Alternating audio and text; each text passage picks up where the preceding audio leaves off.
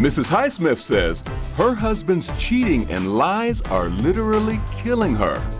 Now she's ready to follow the doctor's orders and let him go. Today on Divorce Court. All rise. The Honorable Judge Starr presiding.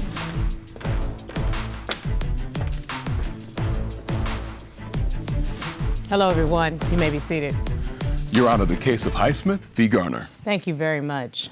Mrs. Highsmith, Mr. Garner, welcome to Divorce Court. Ms. Highsmith, Mr. Garner, you've been together for 15 years, as I understand it, married for 4 years.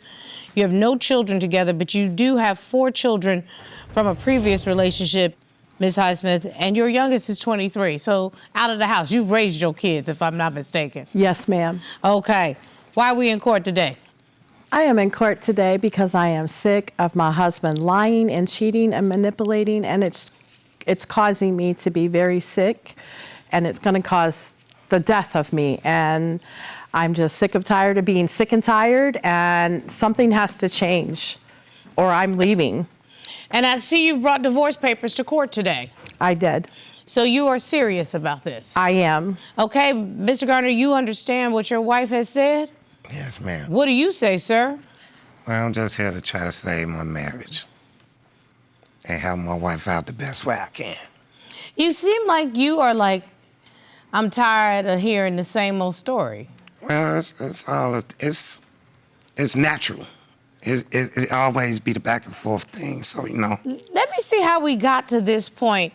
Ms. Highsmith, why don't you take me back a little bit? How did you all meet, and what got us to a point that we are now in divorce court? Well, when I met him, I was just blown away when I first met him. He was tall and dark and handsome, put together, hat, shirt, pants. You know that'll get you every time, right? Oh, man, charm and charisma. And boy, he just was a good talker. And I went to get my nails done, and his barbershop was next door. And he came over and talked to me and was like, I would like to get to know you. So we ended up hanging out all that night, and we didn't sleep together. And I went away for a week, and I came back a week later, and he was like, okay, you're going to be my woman. And after that, we were just together. And you have actually been together for 15 years, over the course of 15 years. We have. But finally, 4 years ago, you decided to get married. I did. So, Mr. Garner, why did you decide to get married? It was about that time. And then she was the only one that I really cared about. So, Mr. Garner, I'm going to tell you this. If my husband ever publicly said it was about this time, he and I would have to have a real conversation. Yes, ma'am. I need to hear, you were the light of my life. You are the smile that wakes me up in the morning. Very much. Yes. I can't get enough of you. Okay, you like fried chicken on a Sunday afternoon. Those kinds of things I need to hear. Yes, ma'am. Okay, so please tell me, at least in the beginning, that's what you felt, right? Yeah, love, nothing but love. So now it's starting to sound like there was love when we all first started out. When did the red flags start happening? After we got married. So about 4 years ago, you started to see some difference. Why don't you take me to what you consider to be strike one? What was your strike one? My strike one was, for me, someone calling his phone and it ringing and ringing and ringing. And he was on the back porch, so I decided to answer the phone. Okay. And it was a girl on the phone stating that she asked me who I was, and I asked her who she was. She said, that's my man. And I said, no. Oh, you mean the one that's on my back porch right now? Is that Yes. the way you were supposed to answer that question? So I told her, oh, he's your man? Well, then you need to come get him. And she pulled up to my house. Oh, no, What? no. What? She pulled up to your house? She did. And she started arguing with me and him, and she was calling him a liar and saying, you know you're messing with me and her. We're just going to share him. We'll just be sharing him.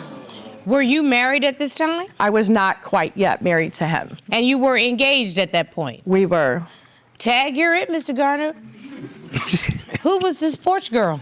Really, be honest with you, Anna, I don't even know. I don't forgot.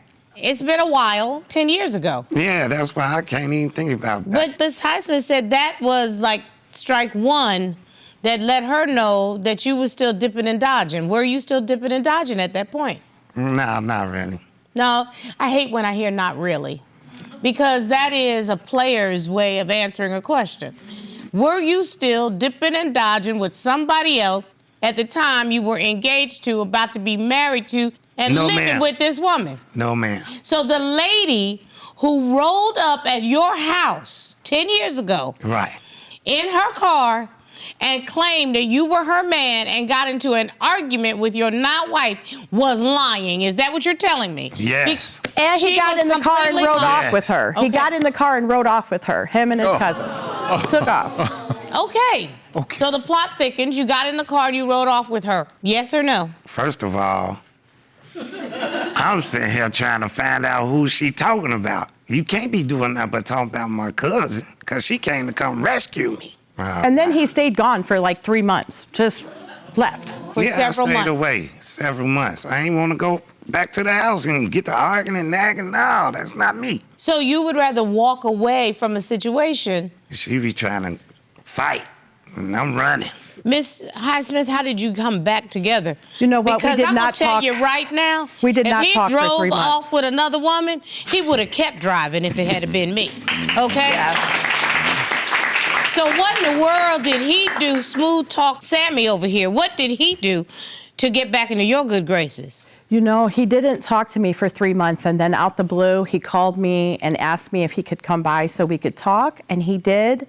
And I really missed him. And the love I had for him, I forgave him and allowed him to come back. Better known as he got hungry and his laundry needed to be done. Yes. So he came home. Yes. Okay.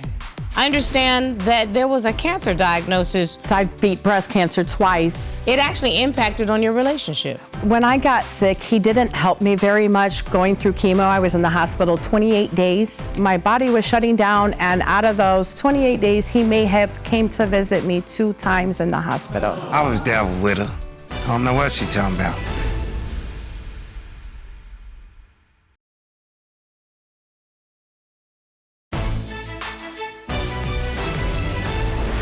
So whoever the cousin / friend that he doesn't remember was finally got tired of his trifling butt and said, you're gonna have to leave. And so he called his regular every day. Yes. Now I'm being tough on you because I want you to understand the situation that you put yourself in. And as of right now, that's impacting on your health, am I correct? Correct. I understand that there was a cancer diagnosis a couple years after this incident, am I right? Correct. I beat breast cancer twice in the last several years. Bravo. I like the pink. You are a survivor. You should start every conversation with I am a survivor and a thriver. Okay? I am a survivor and a thriver, sir, for sure. Yes, indeed. So tell me about this incident because it actually impacted on your relationship. Well, when I got sick, he didn't help me very much going through chemo. I was in the hospital 28 days. My body was shutting down, and out of those 28 days, he may have came to visit me 2 times in the hospital. And you all were supposed to be back together at this point. We were. There were times where I would be sick and I would be hungry and he would be sitting on the back porch playing on his phone. And my daughter had to come over and bring me food because he didn't cook and he just wasn't attentive to me when I was sick. Let me ask Mr. Garner what that's about, sir. Because I Well, need you to nothing about defend it. yourself. My grandmother died from cancer. I was there with her.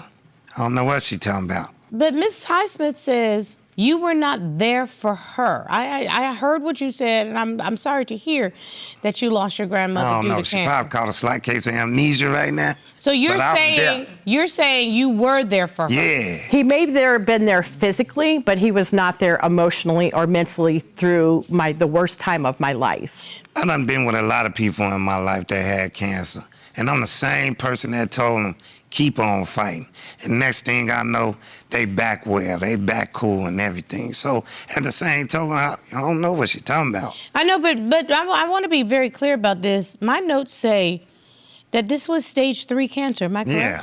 Correct. It was pretty serious. It was, and when I was in the hospital, I had even got permission for him to come visit me after hours, outside of regular visiting hours, and I still couldn't get him to come visit me in the hospital. What was that about, Mr. Garner? Why didn't you want to be at the hospital? I don't like hospitals. But your significant other needs you. I do be at the hospital with her. No, you just said you don't like hospitals, so what is it? When it's my time to go see her, I make sure I get up there and go see her. But other than that, I don't be at no hospital every day. Excuse me, Ms. Highsmith said that you came to see her a couple of times in the 28 days. No. I don't know why, but I don't believe you. Nah. My family member had to come in for a whole month from out of state to help take care of me while I was going through chemo. So why would you need a family member if your man is right there in the same house? Why weren't you there to do those things, sir? I do those things, but I work too. I understand. I felt like I was fighting for my life, and I didn't feel like I had the support from him. I had that intuition. He was asleep, so I went through his phone. So I saw a message, and it was from a girl. She was bringing the air mattress in the front for when he came over. Damn.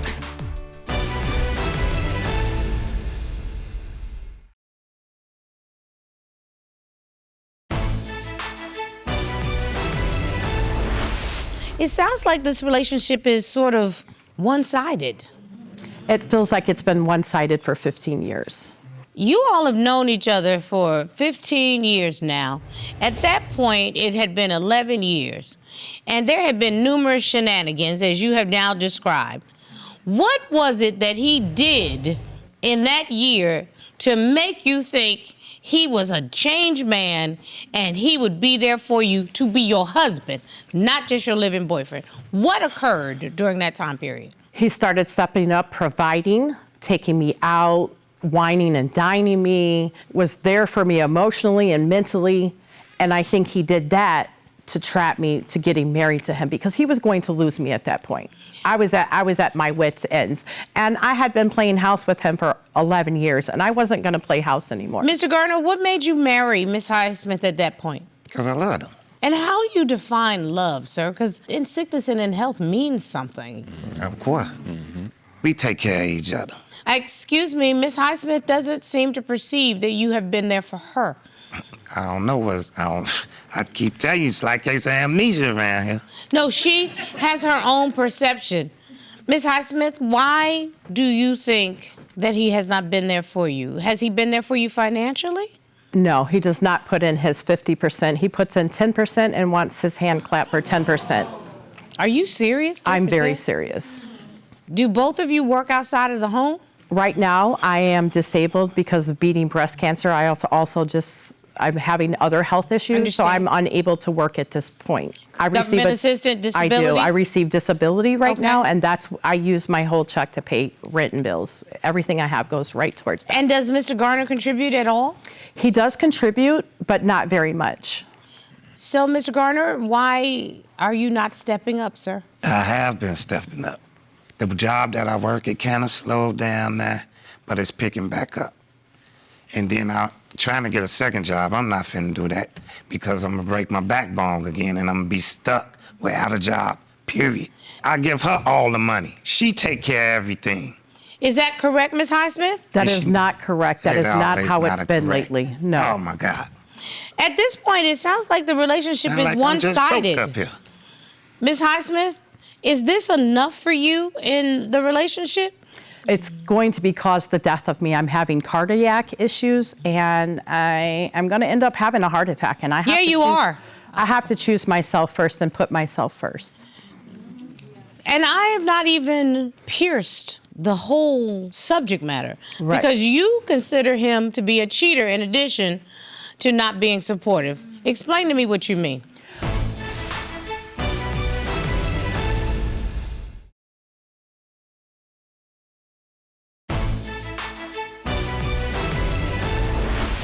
I went through his phone last year, and what made you do that? I had that intuition, and his phone kept vibrating. He was asleep, so I went through his phone. And you had that experience with the porch girl, so we know. Right. So I saw a message, and it was from a girl. She said she was putting her kids to bed. She was bringing the air mattress in the front so that the kids would not be bothered, and that she would have the air mattress in the front for when he came over. Damn. So I woke him up, I threw his phone at him, and I told him to get out. He did not leave that night, but when he went to work the next day, I packed all his stuff up and changed the locks on the door. That was November of 23. That's 2 years ago. Okay. And then we were apart for several months. I started feeling bad for him like a month after I put him out. He didn't have any place to go, so he was living in the barbershop. I'm gonna throw something at you. I know. I literally am gonna throw something at you. Please. You started feeling bad because you found out that he was lying to you and dipping and dodging, and you rightfully told him to find someplace else to go. But now you feel bad because he don't have no place else to go? And then I took him back. Oh, Lord God. I took him back, and a month ago, Here we go again. his phone pocket dialed me, and I heard him banging a woman's back out At the barbershop, right? at the barbershop. We were 5 minutes away from where. Stop. Stop. If you don't get up off the floor and stop being a doormat lady, you are 49 years old. I am. You have beat cancer.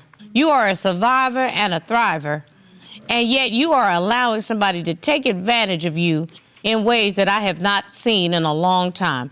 What is wrong with you, Ms. Highsmith? You know what? I haven't been mentally or emotionally healthy. And I've been in therapy for the last several years. And these last several incidents has just really realized I don't deserve this and I deserve better. And you actually do.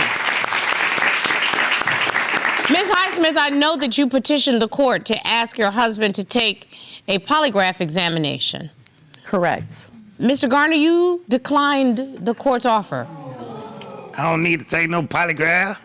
For what? It just makes me I'm feel the like he best didn't man want to she ever test had. because he knows all the rest of the dirty secrets would come I out. don't want to. Look, I'm the one who stepped it up for the youngest kids all the way to the oldest ones. And I'm the one that been there. You brought divorce papers to court. I did. Why? Because I'm tired and he's going to be the death of me. And I need to put myself first. I don't What do wanna you hurt want like to this. happen with those divorce papers? I would like to get my divorce. Retrieve the papers.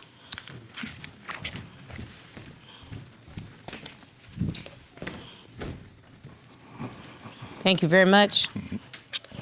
Let me see where we are.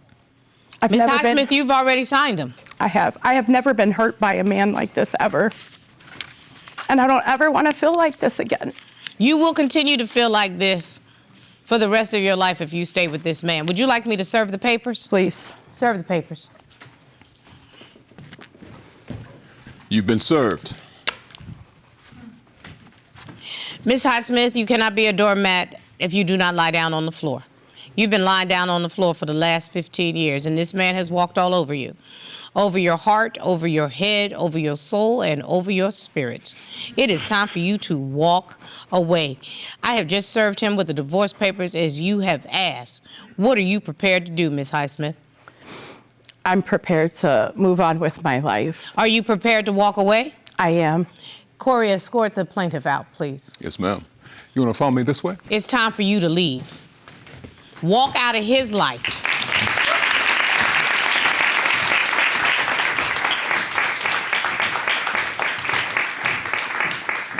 If sorry and trifling was a person, you would be the poster child. Let me be very clear with you.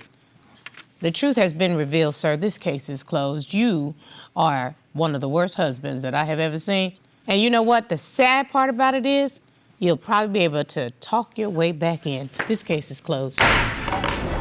You've been through a lot, and I'm glad you're able to walk away and do this for yourself and for your health.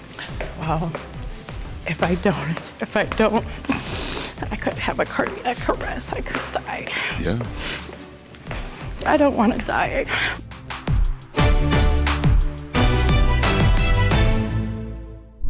Made in Georgia.